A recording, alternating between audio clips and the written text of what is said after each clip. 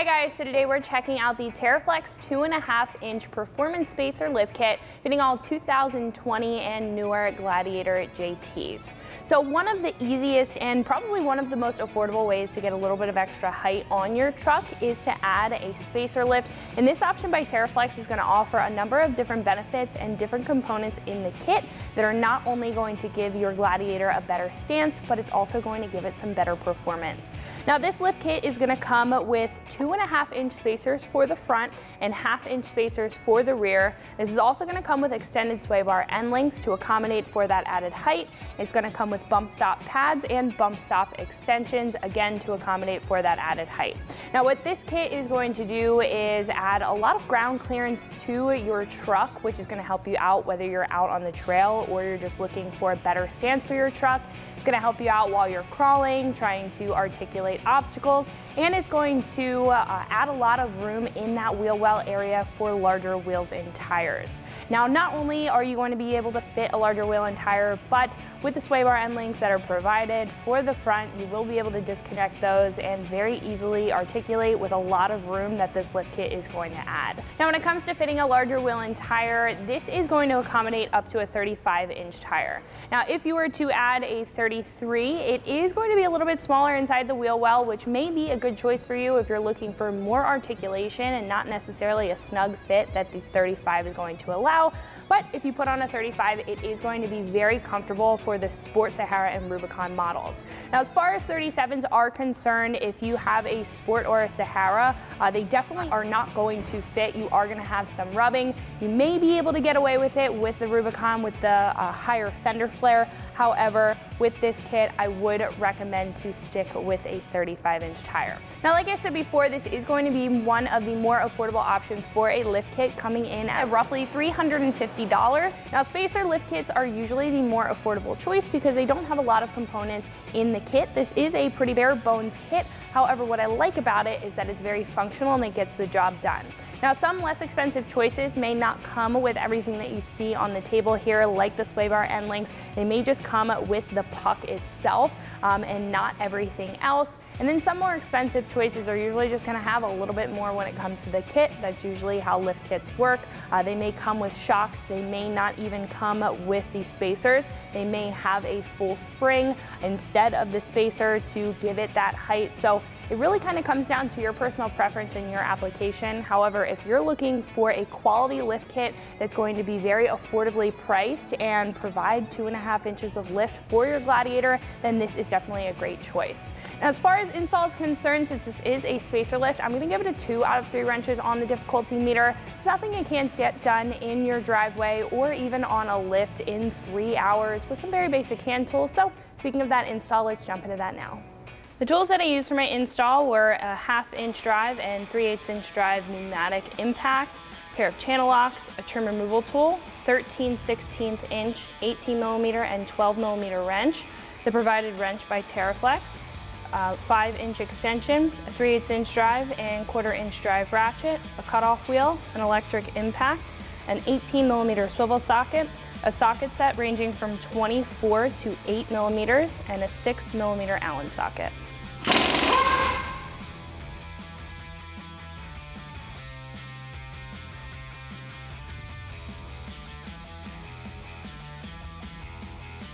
So now that we have our tires off and the Jeep is up on the lift, what I'm going to do is just take off the splash guard right here. This is going to give us some more room to work with in the front. And I would recommend to support the axle if you have the Jeep up on a jack and jack stands. I would just recommend to support the axle with jack stands. Or if you are on a lift, I would recommend some pull jacks. We're going to do that in just a second, but first we're going to take off this splash shield. I'm going to use an 8mm socket to remove the 2 screws down at the bottom, and then I'm going to use a trim removal tool to remove the couple of pop clips that are holding it in up at the top.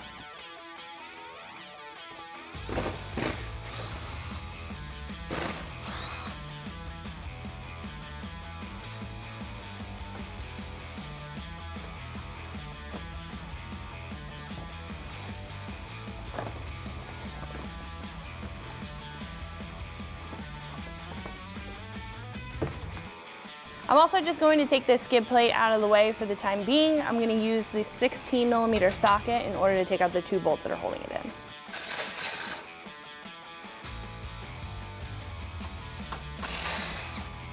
So after those bolts are removed, what we can do is just give it a good push up.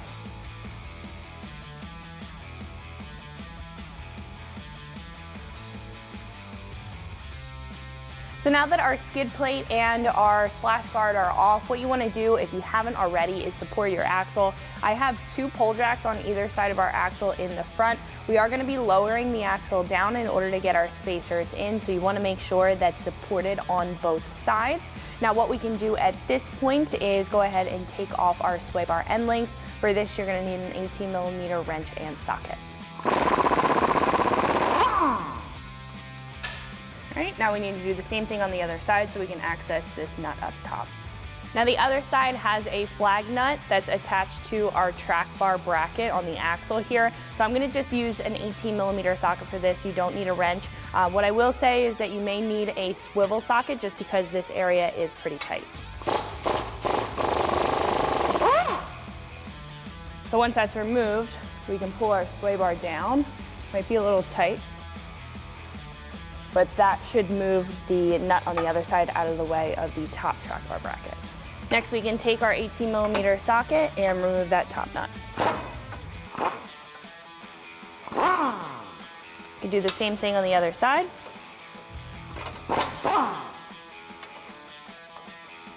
Next, we can remove our track bar bracket bolt. This is gonna be the one that's on the axle side. This is gonna allow our axle to drop a little bit farther. So I'm gonna use a 21mm socket. I'm also using an extension to clear our drag link here. We can remove that bolt.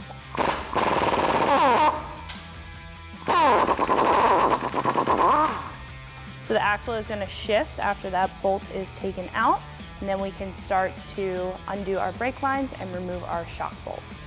So what I'm gonna do now is disconnect some of these clips up at the top as well as our brake line bracket. So when we drop our axle, we are not stressing any of these lines out. So I'm just gonna take a trim removal tool and just pop these out of the frame. It's gonna be one on either side. This is your breather hose.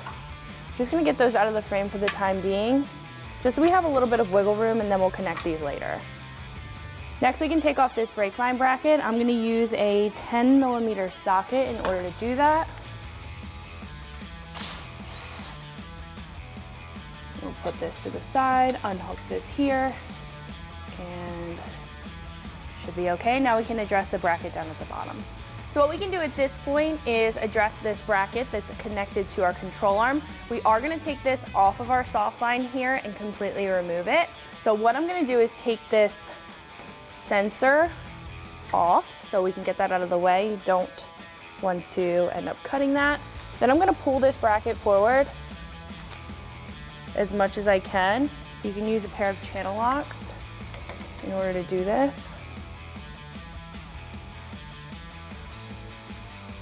I just need to be able to access it with my cutoff wheel. Now, if you are able to just take a pair of channel locks and peel the bracket up, you can definitely do that. However, I find it easier to cut a ridge in the top and just kind of lessen the structural integrity of the bracket itself, because that can be a little bit difficult if you don't have a cut up at the top.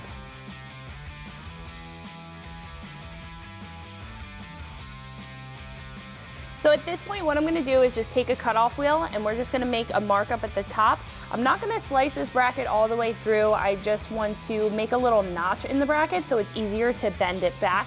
Because if we warm up that metal and we create a little ridge there, it's gonna be way easier to peel it back rather than just peeling it back like this.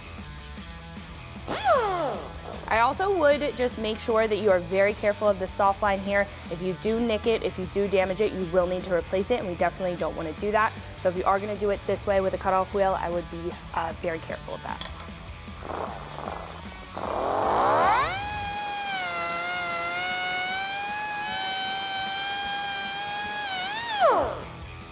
Now at this point, once the bracket's warmed up, we can take our channel locks, peel up on that bracket.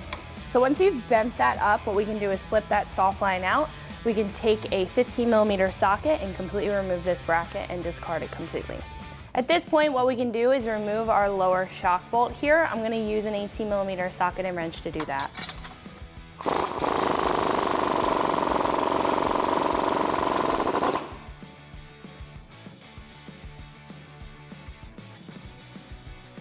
Then we can repeat that process on the other side. Next, what we need to do is disconnect the sensor on our four-wheel drive actuator. So I am going to use a trim removal tool to pull this clip back. That's gonna unlock it, and then we can just depress that clip and pull back. Once that's unplugged, there are a couple of like Christmas tree clips that we need to remove. So I'm gonna take that same trim removal tool and just remove those as well. Just want to make sure that they're not connected to the axle, because when we drop the axle, this is going to be stretched out if they are still connected. All right, so once this is disconnected and we check that everything is really disconnected from our axle, we can go ahead and lower it down. So at this point, what I'm going to do is lower down the axle evenly. We still want to keep an eye on our brake lines. You just want to make sure that everything is okay and we're not stressing out or extending any of these lines here. Don't want to damage any wiring harnesses or any lines in the process. I'm just going to lower this down as far as we can. So I'm just going to take this same trim removal tool and just disconnect this part just so we have a little bit of extra slack. So the axle should be able to drop pretty far without doing anything else. So what we're going to do at this point is remove our spring so we can add our spacers. So I'm just going to pop that spring up and pull it down. Then we can also grab our isolator. So we're going to put a spacer in between the spring perch and the isolator. And then we can repeat that on the other side.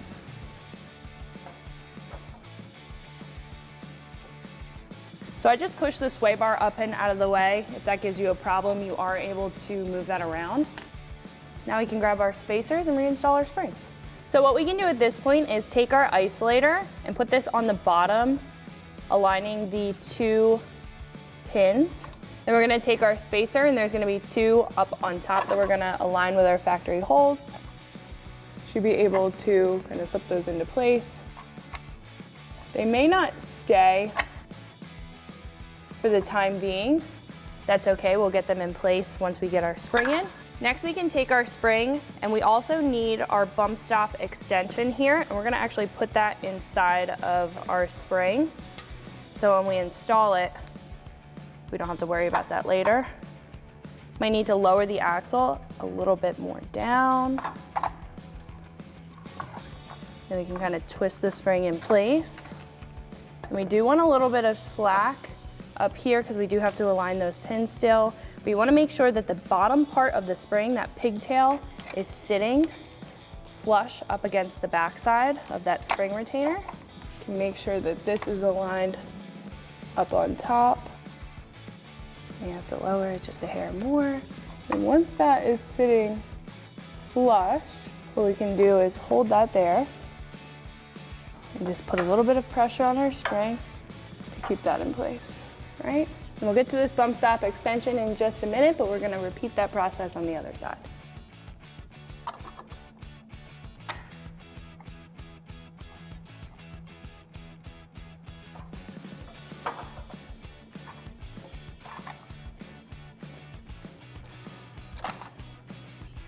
Once those springs are in, what we can do is put a little bit of pressure on either side just by raising up our axle. Now when you're doing this, you want to make sure that it's even, and you also want to make sure that you keep an eye on your lift points. We're not at a point that the compression is going to push the body of the Jeep up, but always be mindful of that when you're compressing your springs. So what we can do now is secure down our bump stop extension. So you're gonna have a long Allen head bolt in the kit.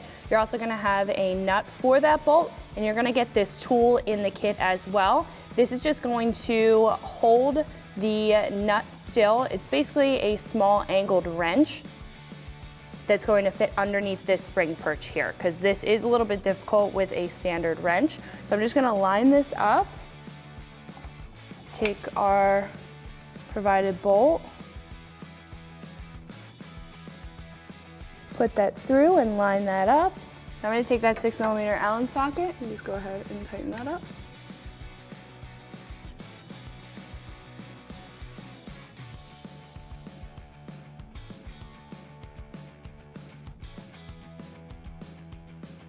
Once that's tightened up, we can repeat that same process on the other side. So what we can do at this point is reconnect our brake line. I raised the axle a little bit on either side. We're gonna line this up. We can reconnect these pins or clips here on the frame. Push those back into place.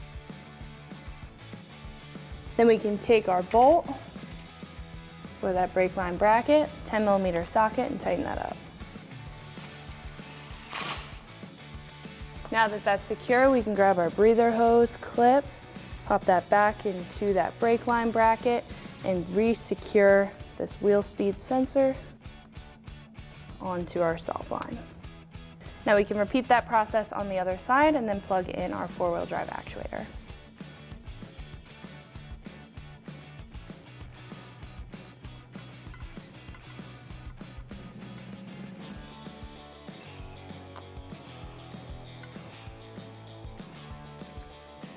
What we can do at this point is take the shorter sway bar end links that are included in the kit. These are going to be for the front, and we can install them on our sway bar.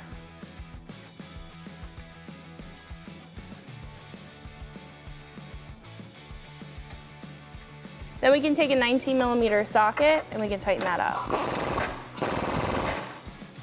Then we can repeat that on the other side, and then we'll be able to connect the bottom.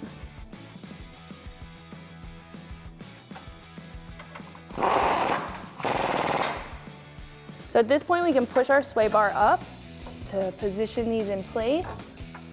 Might need to lower the axle a little bit in order to do this, just to get them lined up. Then we can take our factory bolts, push those through.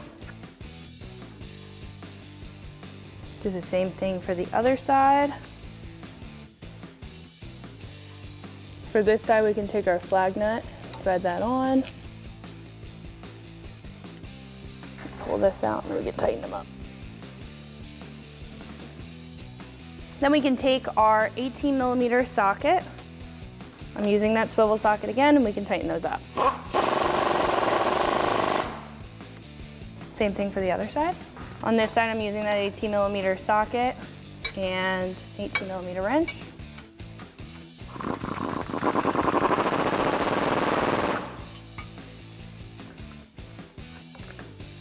So the last two things that we have to complete up front is reconnecting our track bar and reconnecting our shocks. Now at this point, if I were to raise the axle any more, it would push off the lift points because the springs are brand new and we added 2.5 inches to the front, especially to those springs. So I don't want to do that, but we can use the Jeep's own weight in order to line up those front shocks. And then with the track bar, we are going to have it on the ground because we need to turn the steering wheel back and forth in order to get that track bar to line up with the mounting location. So at this point, we're going to leave the front alone. We're going to address that a little bit later, and we can head on to the back. So in the back, we're going to follow the same process that we did in the front. First, we're going to support our axle. Again, if you are on jack and jack stands, you want to make sure that you have your rear axle supported by jack stands. If you have the tires on the front already, you want to make sure that those are chocked. And then what we can do is start with our sway bar end link. I'm going to use that same 18mm socket. For this, we won't need a wrench because we have a welded nut up top, and then we just have this nut down at the bottom, and then we can move into the rest of the install. So I'm going to start with this bottom one. Using that 18mm socket, we're going to go ahead and remove that nut. So if the socket doesn't work, what we can do is grab an 18mm wrench because this ball joint may spin on you. I'm also going to grab a 6mm Allen socket. You can put that into the bolt head, and we can crack the nut this way.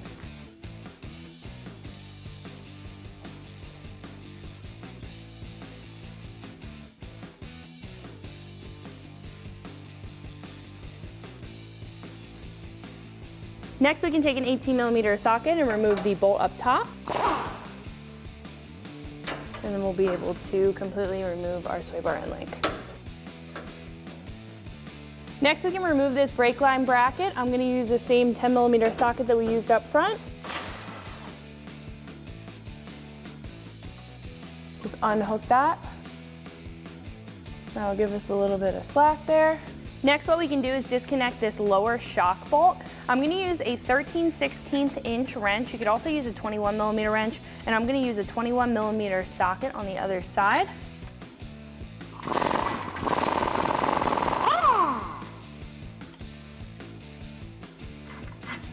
Once that bolt is out, we can repeat that process on the other side. Next, we can disconnect our track bar at the axle side using a 21 millimeter socket, also using an extension.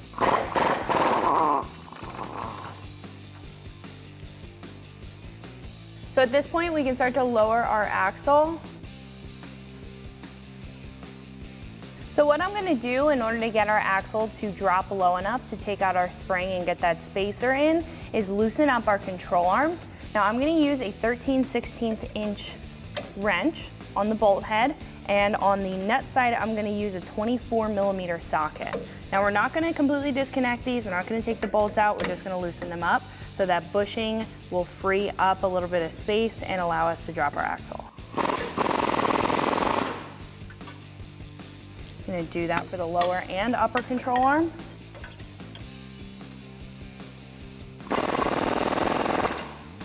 And I'm going to do that on either side.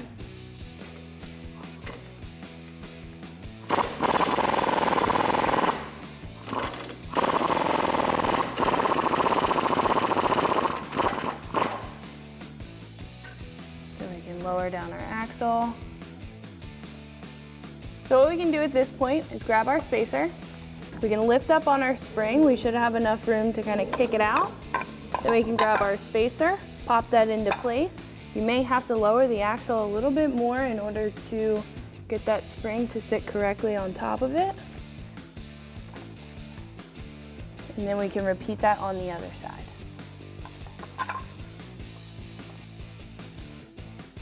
So at this point, what we can do now that those spacers are in on the bottom is raise our axle back up. There are alignment pins just like the front, so you want to make sure that those are lining up correctly with the top of the spring perch. And then we can start to raise up our axle. Once we have one side aligned, you want to make sure the other one is aligned as well. You also want to make sure that that isolator is centered. Just put a little bit of pressure on our springs.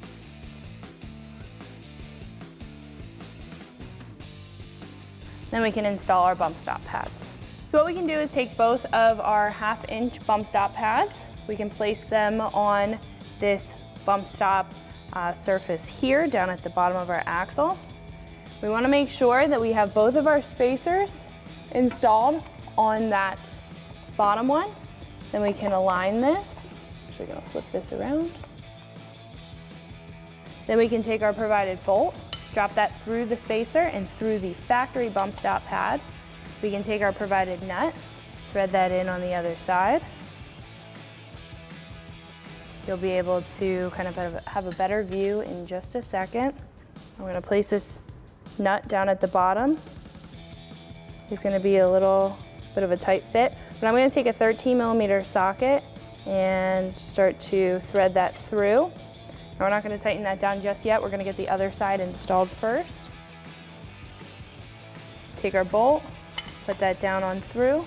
Then we can take our 13 millimeter socket and our nut and thread that on.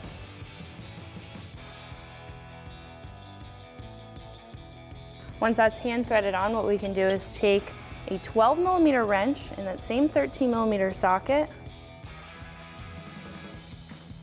and we can tighten that up.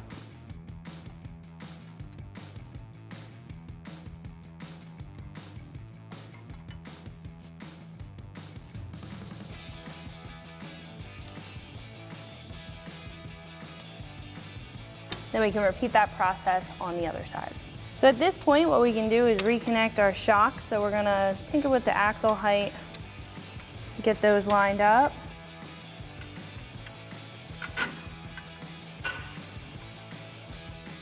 Then I'm gonna use my 13/16 inch wrench and my 21 millimeter socket to tighten that up.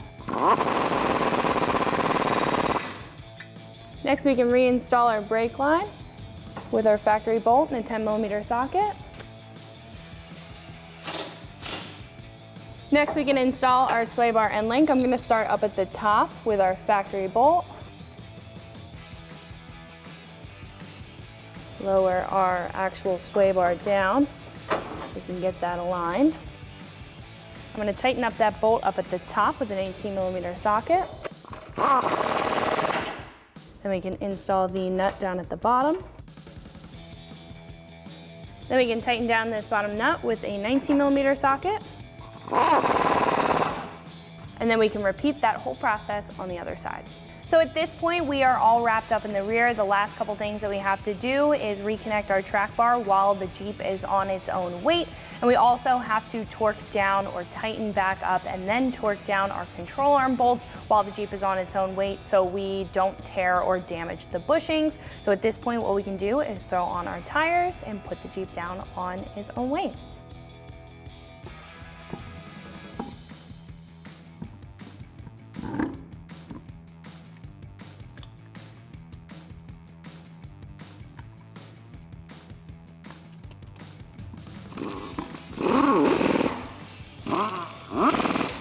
So now that the Jeep is down on its own weight, what we can do with the front shock is make sure that it's lined up. You may have to adjust the height of your jack or your lift in order to do this.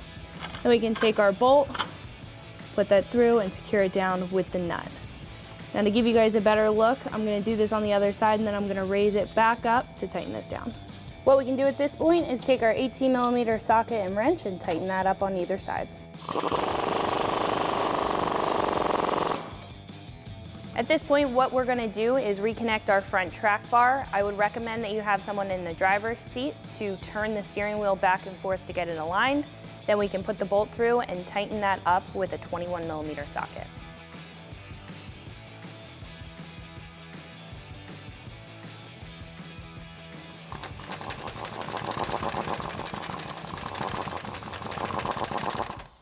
So for the back, we're going to repeat that same process. Now, if the track bar is not lining up, you can have someone push on the back side of the truck and kind of wiggle the back of the truck in order for this to get lined up and get your bolt through. Now, ours is lining up just fine, so I'm going to put that bolt through. Take the flag nut for the other side and thread that on. Once that nut is threaded on, what we can do is tighten that up with the same 21mm socket.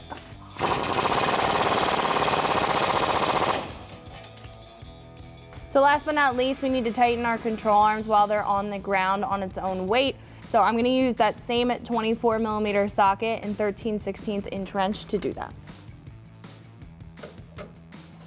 Maybe a little bit difficult to see because we are on the ground right now.